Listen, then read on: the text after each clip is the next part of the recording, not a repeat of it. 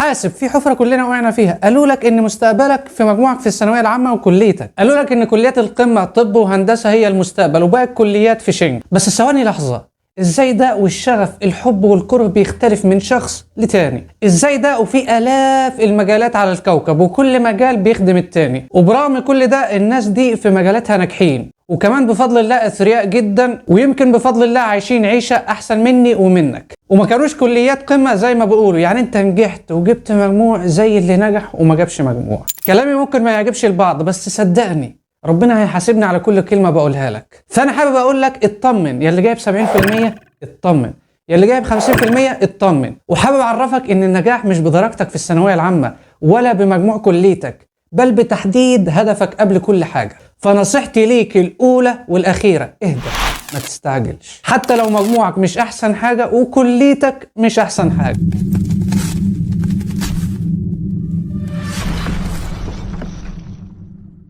السلام عليكم ورحمة الله وبركاته. معكم عمر من قناة عمر أبو غنيمة، مقدم محتوى علمي تطويري يفيدك دنيا وآخرة بإذن الله تعالى.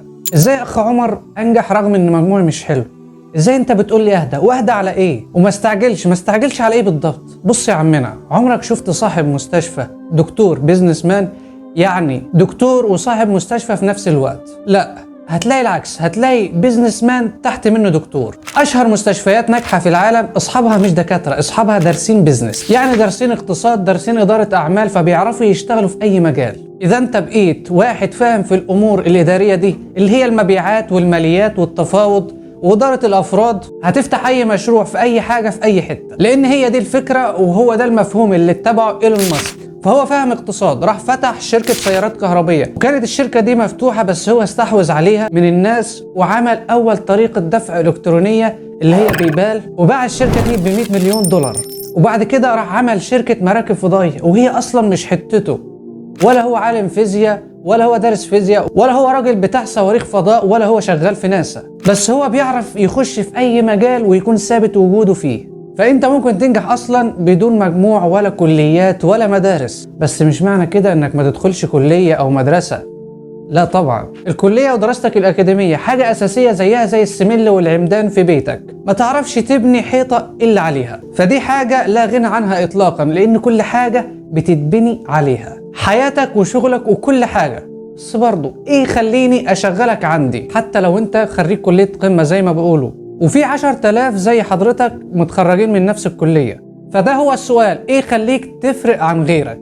أو ممكن نصوغ السؤال بطريقة تانية وأقول لك ايه المهارات اللي موجودة عندك تخليني اشغلك عندي؟ فالسر هو ايه المهارات اللي موجودة عندك ومش موجودة عند غيرك. فكل ما تعددت مهاراتك زادت قيمتك وزاد الطلب عليك. فقبل كل حاجة وقبل كل شيء حدد هدفك بشرط يكون قابل للقياس والتنفيذ، وبتشوف الهدف ده ليه سوق عمل ولا لا، يعني ليه مربح ولا لا. تاني حاجة وهو الإجابة على السؤال ايه المجالات اللي ليها سوق عمل دلوقتي؟ بص يا عمنا، المجالات كتير بس انت حدد ايه المناسب ليك انت في المجالات دي. من أهم المجالات في السنين الأخيرة والجاية ولها مستقبل كويس جدا مجالات العمل الحر والسوشيال ميديا والميديا ماركتينج والبرمجة والذكاء الاصطناعي وغيرها كتير جدا. ولو حابين نتكلم عن المجالات دي بإفاضة وإزاي نتعلمها قول لنا تحت في التعليقات. المهم وانت بتعلق ما تنساش تعمل لنا لايك بالمرة، ما تنساش اللايك والاشتراك. أصلا يا عمي ما ينفعش لحد دلوقتي تبقى متابعني وما عملتش لايك واشتراك. ودلوقتي هحكي لك قصة تاخد منها العبرة عن نجاح رجل ترك ثروته كلها وهاجر مع النبي صلى الله عليه وسلم وبدأ من نقطة الصفر وتاجر في السوق لحد ما وصلت ثروته 3,200,000 دينار ذهبي. يعني لو حسبناها في وقتنا هذا فتقدر ثروته بحوالي 816 مليون دولار تقريبا بناء عن الأسعار الحالية للذهب.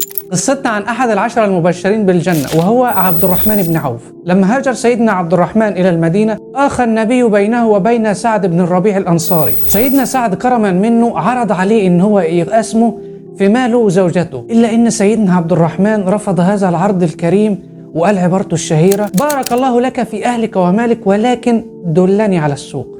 وطبعا من الموقف ده نقدر نعرف إن قد إيه كان سيدنا عبد الرحمن عنده كبرياء وعفة. فبدأ الصحابي عمله في التجارة وبيع السمن في السوق، وربك بارك في تجارته وأصبح واحد من أسرى أثرياء الصحابة، حتى بلغت ثروته 3,200,000 دينار ذهبي. يعني 816 مليون دولار في وقتنا هذا. ورغم غناه وثروته الضخمة كان متواضع وزاهد جدا في الدنيا، وكان بسيط جدا في لبسه لدرجة انك ما كنتش تعرفه من وسط الخدم تبعه. وكان دايما بيتذكر حياة الصحابة الفقراء زي مصعب ابن عمير وغيره من الصحابة، ومن جواه كان بيفكر ان حسناته عجلت له في الدنيا وملهوش رصيد في الآخرة بسبب ثرائه الكبير. وكمان عرف بالكرم الشديد فتصدق بنصف ماله وأنفق آلاف الدنانير والخيول في سبيل الله. وفي موقف مؤثر أوقف قافلة تجارية ضخمة مكونة من 700 راحلة في سبيل الله تعالى، غير ال 500 فرس اللي تبرع بهم للجهاد في سبيل الله. وقبل وفاته وزع ماله كله على من شهدوا غزوة بدر، واستمر من الخوف من أن قد تكون الدنيا قد استدرجته. تخيل الخوف ده كله وهو من العشرة المبشرين بالجنة. سيدنا عبد الرحمن بن عوف جمع بين الثراء والتقوى والتواضع والكرم، ودي كانت قصتنا مع الغني الشاكر. فليه ما نبقاش زيه في التواضع والكرم، وربنا سبحانه وتعالى هيغنينا من فضله. وكالعادة قبل ما نختم ما تنساش اللايك والاشتراك والدال على الخير كفاعله، فشيرك وفيد غيرك. وهنا نختم. سبحانك اللهم وبحمدك، أشهد أن لا إله إلا أنت، أستغفرك وأتوب إليك، وانتظرونا في فيديو قادم إن شاء الله.